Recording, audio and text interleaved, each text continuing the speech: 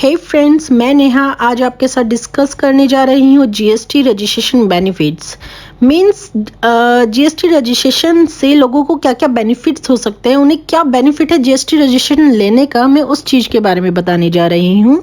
तो सबसे पहले हम जानेंगे जीएसटी क्या होता है। हालांकि आप सब लोगों को पता ही है जीएसटी क्या है, पूरे 2 साल से आप देख ही रहे हैं, बट फिर मैं छोटा सा इंट्रोडक्टरी देने जा रही हूँ। GST means goods and service tax, जो इनडायरेक्ट टैक्स है, जो बहुत सारे इनडायरेक्ट टैक्स की जगह पर रिप्लेस हुआ है। और जीएसटी वन इनडायरेक्ट टैक्स है for the entire country, means one nation one tax. GST के बेनिफिट्स क्या क्या हैं? जीएसटी एलिमिनेट करता है कास्केडिंग इफेक्ट्स ऑफ टैक्स। अगर हम वैट के देखें तो उसमें कई बार क्या होता था कि डबल टैक्सेशन लग जाता था, बट जीएसटी में ऐसा नहीं है। उसमें डबल टैक्सेशन को एलिमिनेट कर दिया गया है। छोटे बिजनेसेस हैं उनके लिए कॉम्पोजिशन स्कीम ला दी गई है, मींस जो कंप्लायंसेस भी कम करना चाहते हैं और टैक्सेस भी कम भरना चाहते हैं। और सिंपल और इजी ऑनलाइन प्रोसीजर दे दिया गया है। नंबर ऑफ कंप्लायंसेस भी कम हो गए हैं अगर वैट की रिटर्न्स को देखते हुए। और वैट के टाइम पर क्या था कि जो अनऑर्गेनाइज सेक्टर थे उनको कभी ऑर्गेनाइज नहीं किया गया था, बट जीएसटी के अंदर उन्हें ऑर्गेनाइज्ड कर दिया गया है। टाइप ऑफ रजिस्ट्रेशन, जीएसटी में 3 टाइप के रजिस्ट्रेशन है: voluntary registration, compulsory registration, registration under composition scheme. हमारा मेन टॉपिक की जो जीएसटी रजिस्ट्रेशन है, डिफरेंट टाइप के रजिस्ट्रेशन हैं, उनसे बेनिफिट क्या क्या है वो अब हम स्टार्ट करने जा रहे हैं। तो सबसे पहले हम जानेंगे वॉलेंट्री रजिस्ट्रेशन। वॉलेंट्री रजिस्ट्रेशन उसके नेम से सजेस्ट हो रहा है कि कोई भी इसके अंदर रजिस्टर करवा सकता है। स्मॉल बिजनेसेस जिनकी टर्नओवर 40 लाख से कम है वो भी वॉलेंट्री रजिस्टर ले सकते हैं जीएसटी के अंदर, और कोई भी इसे कैंसिल करवा सकता है 1 साल के बाद कभी भी। भाई अब बेनिफिट्स कौन कौन से हैं वॉलेंट्री रजिस्ट्रेशन के लिए? तो सबसे पहला बेनिफिट है कि आईटीसी प्रोवाइड कर सकते हैं वो अपने कस्टमर को, और जिनसे इन्होंने परचेज किया है वो उनसे आईटीसी अपना क्लेम कर सकते हैं, और विदाउट एनी रिस्ट्रिक्शन किसी भी इंटर स्टेट मतलब दूसरे स्टेट में सेल कर सकते हैं। अगर जीएसटी रजिस्ट्रेशन नहीं होगा तो हमें 100 चीज़ें करनी पड़ेगी, जो इंस्पेक्टर्स हैं उन्हें दिखाने पड़ेंगे।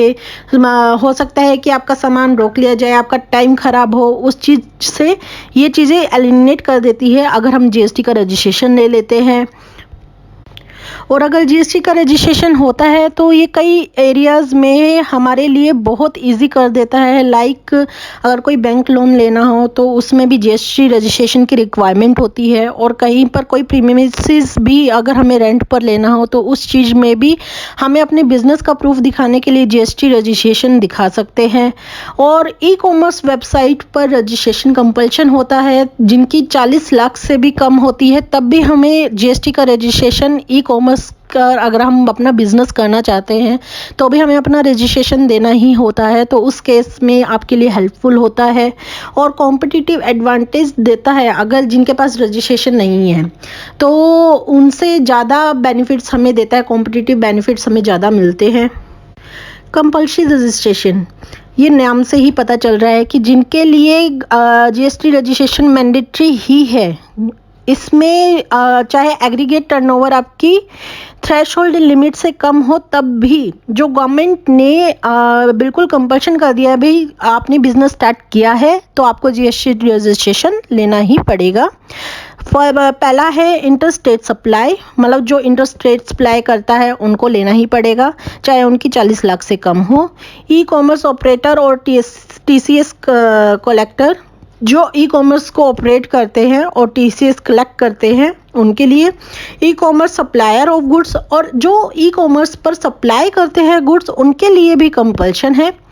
नॉन रेजिडेंट टैक्सेबल पर्सन, और जो एनआरआई है टैक्सेबल पर्सन है उसके लिए भी लेना ज़रूरी है। Casual taxable person, input service distributor, agent, OIDAR service provider, TDS deductor, RCM means reverse charge mechanism.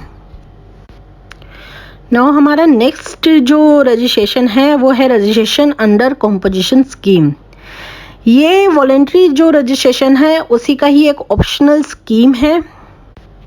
But उन बिजनेस के लिए जो रजिस्टर है अंडर जीएसटी, अगर उनकी जो टर्नओवर है फाइनेंशियल एक्सीड कर जाती है थ्रेशहोल्ड लिमिट से, लिमिट और थ्रेशहोल्ड लिमिट दी गई है कॉम्पोजिशन स्कीम के लिए भी goods and restaurant services, but restaurant services में सिर्फ रेस्टोरेंट सर्विसेज के लिए ही है, इज एट 1.5 करोड़। और कौन कौन कॉम्पोजिशन स्कीम नहीं ले सकता, वो है मैन्युफैक्चरर ऑफ आइसक्रीम, पान मसाला और tobacco, a person making inter state supply, जो एक स्टेट से दूसरे स्टेट में सप्लाई करता है वो कॉम्पोजिशन स्कीम नहीं ले सकता है, और एक कैजुअल टैक्सेबल पर्सन और एनआरआई टैक्सेबल पर्सन वो कॉम्पोजिशन स्कीम नहीं सिलेक्ट कर सकते। Business which supply goods through e commerce operator, और जो ई कॉमर्स के थ्रू सप्लाई करते हैं अपना गुड्स, वो भी कॉम्पोजिशन स्कीम के अंदर अपना जीएसटी नहीं ले सकते। अब कॉम्पोजिशन स्कीम के बेनिफिट्स क्या क्या है, वो है लिमिटेड कंप्लायंसेस, इसमें लिमिटेड कंप्लायंसेस है।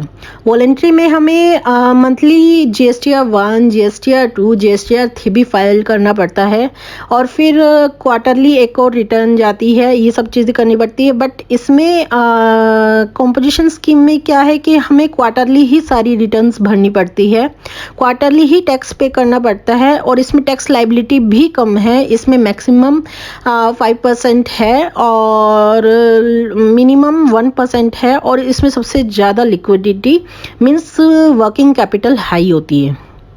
हमारा यहाँ का ये टॉपिक यहीं पर कंप्लीट होता है। Thank you.